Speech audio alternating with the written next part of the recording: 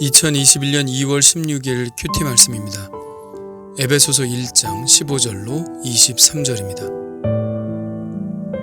이로 말미암아 주 예수 안에서 너희 믿음과 모든 성도를 향한 사랑을 나도 듣고 내가 기도할 때 기억하며 너희로 말미암아 감사하기를 그치지 아니하고 우리 주 예수 그리스도의 하나님 영광의 아버지께서 지혜와 계시의 영을 너희에게 주사 하나님을 알게 하시고 너희 마음의 눈을 밝히사 그의 부르심의 소망이 무엇이며 성도 안에서 그 기업의 영광의 풍성함이 무엇이며 그의 힘의 위력으로 역사하심을 따라 믿는 우리에게 베푸신 능력의 지극히 크심이 어떠한 것을 너희로 알게 하시기를 구하노라.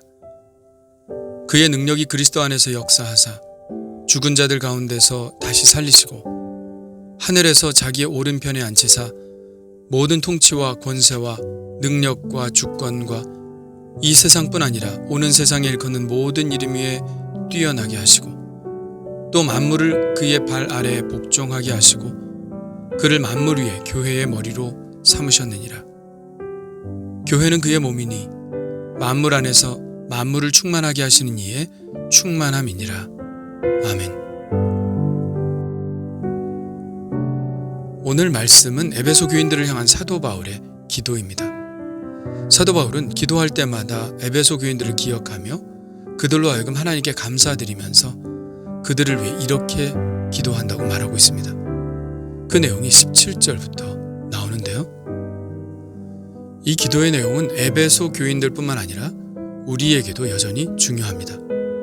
사도 바울이 성도들을 위해 이런 기도를 드렸다면 성도들이 이렇게 되었으면 좋겠다는 바람을 담은 것이고 그것은 또한 우리가 그렇게 되어야 할 목표이기 때문입니다.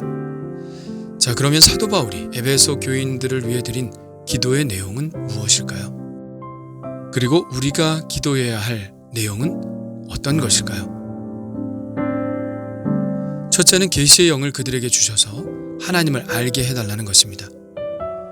우리 주 예수 그리스도의 하나님 영광의 아버지께서 지혜와 계시의 영을 너희에게 주사 하나님을 알게 하시고, 여기서 계시의 영이란 성령을 말하죠. 계시란 보여주는 것입니다. 하나님이 보여주시는 것을 계시라고 합니다. 이 계시는 우리가 보고자 한다고 볼 수 있는 것이 아닙니다. 보여주시는 분이 보여주셔야 알 수 있는 것입니다. 계시의 주권은 전적으로 하나님께 있고 우리는 그 계시에 있어서 완전히 수동적이죠. 우리는 아무리 노력해서 찾아보아도 하나님을 찾을 수 없고 알 수도 없습니다. 욥이 이렇게 고백하고 있죠. 그런데 내가 앞으로 가도 그가 아니 계시고 뒤로 가도 보이지 아니하시며 그가 왼쪽에서 일하시나 내가 만날 수 없고 그가 오른쪽으로 돌이키시나 배울 수 없구나. 그러므로 우리는 성령님이 아니시면, 즉 하나님을 계시해 주시는 분이 아니시면 우리는 하나님을 알 수 없습니다. 예수님은 계시의 영이신 성령님에 대해서 이렇게 말씀하셨죠. 보혜사 곧 아버지께서 내 이름으로 보내실 성령, 그가 너희에게 모든 것을 가르치고 내가 너희에게 말한 모든 것을 생각나게 하리라. 사도 바울도 이렇게 말했습니다. 사람의 일을 사람의 속에 있는 영 외에 누가 알려?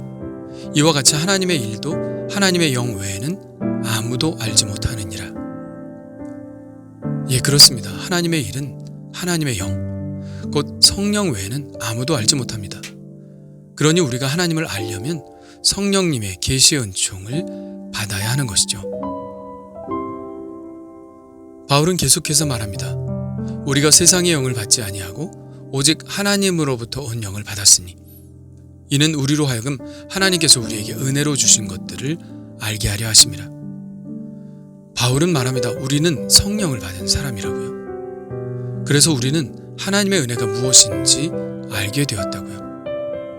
그렇습니다. 우리는 성령을 받은 사람이므로 하나님을 알 수 있습니다. 그러나 사도 바울이 이렇게 기도한 이유는 우리가 하나님을 더 잘 알기를 원하기 때문입니다. 우리는 하나님을 더 잘 알아야 합니다. 그 신비를 날마다 깨달아야 합니다. 그리고 그렇게 하기 위해 우리는 매일 성령님을 의지해야 하죠. 성령님, 지혜와 계시의 영을 주시사 지금 저에게 벌어지는 일 속에서 하나님의 섭리와 뜻을 알게 하옵소서. 우리는 매일 이렇게 기도해야 합니다. 사도 바울의 두 번째 기도는 18절과 19절에 나옵니다. 너희 마음의 눈을 밝히사 그의 부르심의 소망이 무엇이며 성도 안에서 그 기업의 영광의 풍성함이 무엇이며. 사도 바울은 우리의 마음의 눈을 밝혀주시도록 기도하고 있습니다. 우리의 마음의 눈을 밝히시면 알게 되는 세 가지가 있죠. 첫째는 부르심의 소망을 깨닫는 것입니다. 둘째는 하나님이 우리에게 주신 기업이 얼마나 놀랍고 풍성한 것인지를 깨닫는 것입니다. 그리고 세 번째는 우리에게 베푸신 하나님의 능력이 얼마나 큰 것인지를 깨닫는 것이죠. 여기서 첫 번째와 두 번째는 같은 것이라고 볼 수 있습니다. 우리를 부르신 소망은 바로 하나님의 영광의 기업을 얻게 하시려는 것이죠. 하나님의 영광의 기업이란 우리가 하나님의 나라를 유업으로 받는 것을 말합니다. 그 소망이 얼마나 크고 놀라운 것인지 우리가 깨닫게 되기를 바울은 하나님께 기도하고 있죠. 신앙생활을 하고 있는 사람 중에는 두 가지 부류가 있습니다. 이 세상의 삶의 풍성함을 위해서 신앙생활을 하고 있는 사람, 그리고 천국의 소망을 두고 신앙생활을 하고 있는 사람. 겉으로는 같아 보여도 이 두 부류의 사람들은 전혀 다른 삶을 살게 됩니다. 천국의 소망을 확신하는 사람과 그렇지 않은 사람의 삶이 완전히 다를 수밖에 없는 이유에 대해서 철학자 파스칼은 이런 이야기를 했습니다. 세 사람이 있습니다. 첫 번째 사람은 내일 무슨 일이 일어날지 모르는 사람. 두 번째 사람은 내일 불행한 일이 일어날 것이라고 생각하는 사람. 세 번째 사람은 내일 결혼할 사람. 파스칼은 묻고 있습니다. 이 세 사람 중 누가 가장 행복한 오늘을 살고 있겠느냐고요. 대답은 들을 필요도 없겠죠. 내일 결혼할 사람이 오늘 가장 행복한 삶을 살 것입니다. 미래에 대한 기대와 소망이 어떠냐에 따라서 오늘의 삶이 행복할 수도 있고 불행할 수도 있고 또 무료할 수도 있다는 것이죠. 사도 바울은 하나님의 나라에 대한 소망이 오늘의 삶을 견딜 수 있게 해준다고 말하고 있습니다. 자녀이면 또한 상속자, 곧 하나님의 상속자요, 그리스도와 함께한 상속자니 우리가 그와 함께 영광을 받기 위하여 고난도 함께 받아야 할 것이니라. 생각하건대 현재의 고난은 장차 우리에게 나타날 영광과 비교할 수 없도다. 그가 모든 고난을 이겨내고 오직 복음만을 끝까지 전한 이유가 바로 여기에 있는 것이죠. 그리고 그는 우리도 그것을 알기를 원하고 있는 것입니다. 바울의 세 번째 기도는 19절입니다. 그의 힘의 위력으로 역사하심을 따라 믿는 우리에게 베푸신 능력의 지극히 크심이 어떠한 것을 너희로 알게 하시기를 구하노라. 믿는 우리에게 주신 능력이 얼마나 큰 것인지 우리로 하여금 알도록 마음의 눈을 밝혀달라는 기도입니다. 믿는 우리가 받은 능력은 무엇일까요? 20절부터 그 능력에 대해 설명하고 있는데요.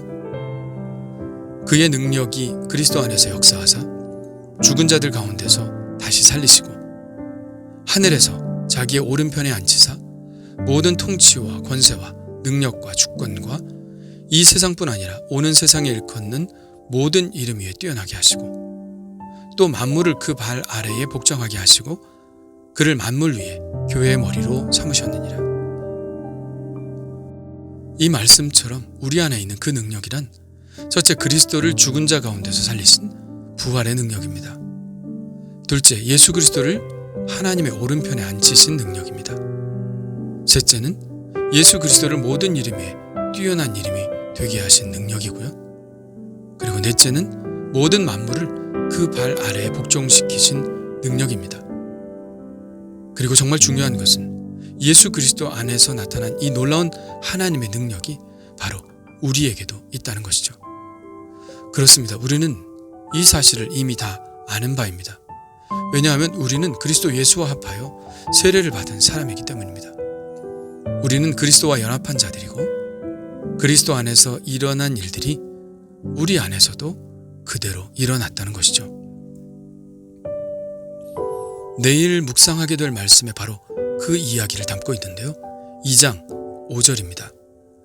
허물로 죽은 우리를 그리스도와 함께 살리셨고 또 함께 일으키사 그리스도 예수 안에서 함께 하늘에 앉히시니 부활하여 하나님의 나라를 소유한 것은 예수 그리스도께 일어났듯이 우리에게도 이미 일어난 일입니다. 그리고 우리 그리스도인들은 예수님의 통치, 곧 만물을 충만케 하시는 일, 그리스도 안에서 하늘에 있는 것이나 땅에 있는 것이 다 통일되게 하시려는 일에 함께 동참하고 있습니다. 복음으로 이 세상을 통일하시는 일이 바로 예수님의 통치이시며 우리는 복음을 전함으로 그 통치에 함께 참여하고 있는 것이죠. 일찍이 시편 149편에서는 이 성도의 통치에 대해서 이렇게 예언하고 있습니다. 성도들은 영광 중에 즐거워하며 그들의 침상에서 기쁨으로 노래할지어다. 그들의 입에는 하나님에 대한 찬양이 있고 그들의 손에는 두 날 가진 칼이 있도다. 이것으로 문나라에 보수하며 민족들을 벌하며 그들의 왕들은 사슬로 그들의 귀인은 철고랑으로 결박하고 기록한 판결대로 그들에게 시행할지로다. 이런 영광은 그의 모든 성도에게 있도다. 할렐루야. 그리고 이 성도들이 그리스도와 연합하여 이 세상을 통치하는 기관이 있는데 그것이 바로 교회입니다. 교회는 뭐라고 말하고 있나요? 교회는 그의 몸이니 만물 안에서 만물을 충만하게 하시는 이의 충만함이니라. 교회는 이 세상 안에 있으면서 그리스도의 충만을 드러내고 또한 그 충만함으로 만물을 충만하게 하는 예수 그리스도의 몸입니다. 다시 말해서 교회는 예수 그리스도의 성육신이죠. 예수님은 교회를 몸으로 삼으셔서 이 세상에서 활동하십니다. 그 활동의 목적은 이 세상 모든 사람들이 복음으로 통일되어 하나님 앞으로 나오게 하는 것이죠. 그것이 예수님이 지금 교회를 통해서 일하시는 목적이며 우리가 또 교회를 이루고 있는 목적이기도 합니다. 사도 바울은 에베소 교인들이, 아니 우리들이 이 놀라운 하나님의 경륜을 깨닫도록 기도하고 있습니다. 천국의 소망에 눈을 뜨며 교회로 우리를 부르신 목적에 눈을 뜨고 그것을 위해 우리 안에 주신 하나님의 놀라운 능력에 눈을 뜨기를 위해 기도하고 있습니다. 우리는 어떤가요? 이 눈을 뜨고 있나요? 우리 안에 이런 능력이 있음을, 또한 교회를 통하여 이 세상을 구원하시는 일을 위해 그 능력을 사용하기를 원하시는 그 하나님의 마음에 눈을 뜨고 있나요? 오늘도 부디 이 놀라운 구원의 경륜에 한 조각이라도 참여하는 제자가 되기를 원합니다. 주님 감사합니다. 지혜와 계시의 영을 주셔서 하나님을 알게 하옵소서. 저희의 마음의 눈을 밝히사 부르심의 소망이 무엇이며 그 기업의 풍성함이 무엇이며 우리에게 베푸신 능력이 얼마나 큰 것인지 알게 하옵소서. 그리스도 안에 있었던 이 능력이 내게도 있음을 알게 하시고 이 능력으로 온 세계를 복음으로 통일하시려는 예수님의 소망을 교회 지체들과 함께 이루게 하여 주옵소서. 예수님의 이름으로 기도합니다. 아멘.